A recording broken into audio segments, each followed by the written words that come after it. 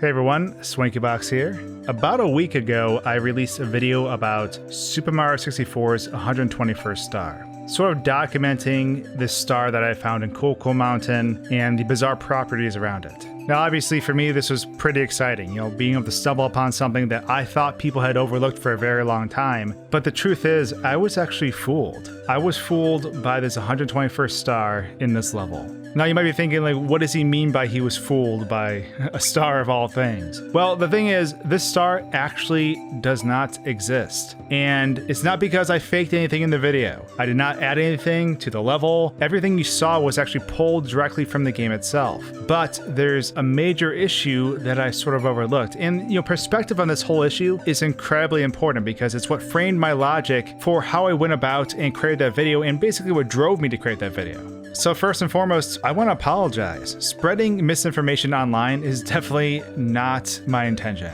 It has never been, and it never will be. And if I have known the things that I know now when creating the video, the video would have taken an entirely different spin. So there's a little bit to cover. I'm going to try to keep this brief so you're not here a long time, so you have the basic understanding of how this star can exist in this video, but not actually exist in Super Mario 64. So anytime I find something new in a video game, or if I discover something that I think is video worthy, the first thing I do is I always go online to see if anyone had documented it before. Giving credit where credit is due is very, very important to me. If someone discovers something really cool, I think they should always be known for that discovery. Too often there are people who leverage others and do not give credit where it is due, and that has always bothered me online.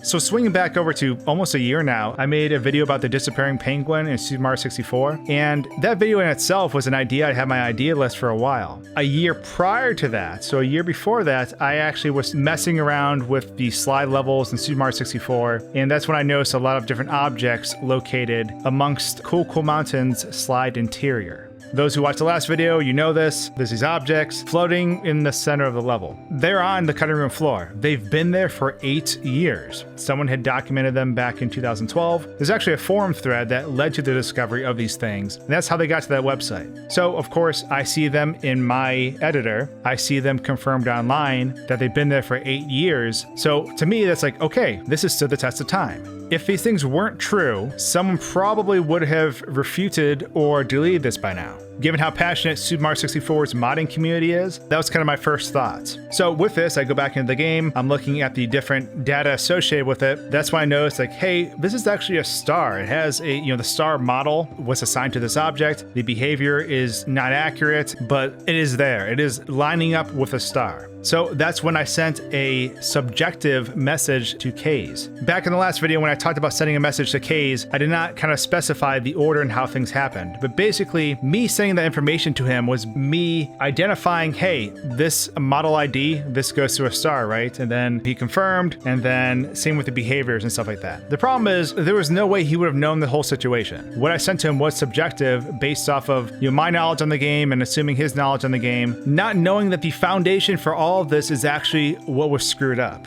Because what had happened was actually a very, very interesting case that I had not encountered before. And it actually had to do with what I was utilizing to view the level and the data in the first place. So in terms of level editors for Super Mario 64, there's a couple different tools in the community. And one of the oldest tools and outdated tools is actually called Toad's Tool 64. This was something that had been on my computer for a very, very long time. And for a couple years, this was a good tool for popping in and referencing things. But the problem is what we're seeing in this level editor is subjective to how the editor itself is interpreting the game's files and the game coding. This is why a lot of really, really good hack creators have moved on to other tools. But kind of going back to that Toad's tool. So back when people were readily using this tool, in order to utilize it, you first had to run your game through a process, and one of the processes people typically enabled was called extend level boundaries. This is a process that a lot of other editors run off as well. But the issue is, running the game through this process to expand those level boundaries actually creates issues with the code itself. Basically, the concept is it takes pre-written data and writes it into the game itself, which does make importing levels easier later on, but in that process basically causes a lot of other issues. Going back to that penguin video I talked about before, one of the issues we're talking about in that video was how the penguin consistently was falling off the track at a specific point. So when the game was expanded, it actually messed with the collision a bit. So that's what caused the penguin to fall off the track always at that specific point. Normally, if you're playing this game on the console, it takes a very specific series of actions to make the penguin fall off the track, basically manipulating the rubber band AI that's associated with the penguin. But this is not the case once the game has been run through this expanded process, a process that actually doesn't really need to happen. And this is not the only issue to happen with this condition. Many years ago, people were documenting a way to skip Bowser's first door in the game simply by running up to it, jumping, and clipping through the wall by doing a ledge grab. Now, that normally does not happen in Mario 64. That only happens in a version of a game that has been run through this expanded process. This, amongst other issues like random invisible walls and things like that, are things that occur. However, those are things that I was familiar with.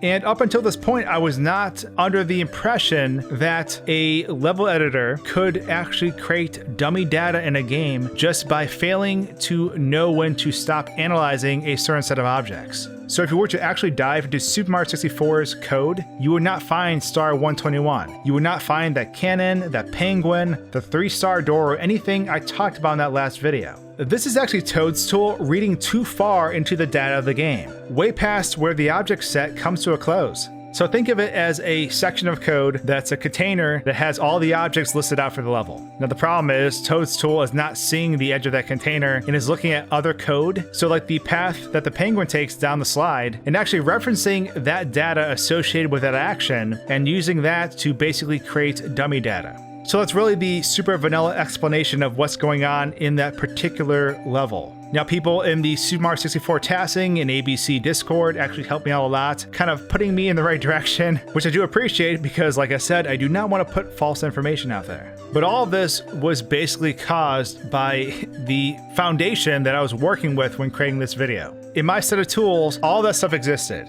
However, in reality, it did not exist, which is really interesting because that also makes me wonder if the floating ship above Jolly Roger Bay actually exists too, or if it is a result of this same occurrence utilizing this same editor. This is one of the issues we come across when using emulation to basically verify gaming discoveries or exploits, because it does not 100% accurately interpret the game itself and present it in its truest form. Super ironically, although I claimed in my last video that, majority of the videos on YouTube, if not all of them, about Star 121 were fake, my video also falls into that same category, which is actually kind of humorous. But that's basically how the star in the game fooled me. I saw data online, saw it was from 8 years ago, reached out to someone subjectively about fact-checking it, got the answer I was looking for, ran forward with the concept, without realizing that the foundation I was working with was doomed from the beginning.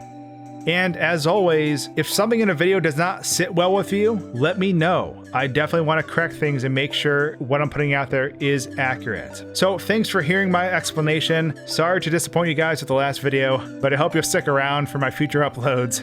Anyways, thanks for watching everyone, and I'll see you next time. Cheers.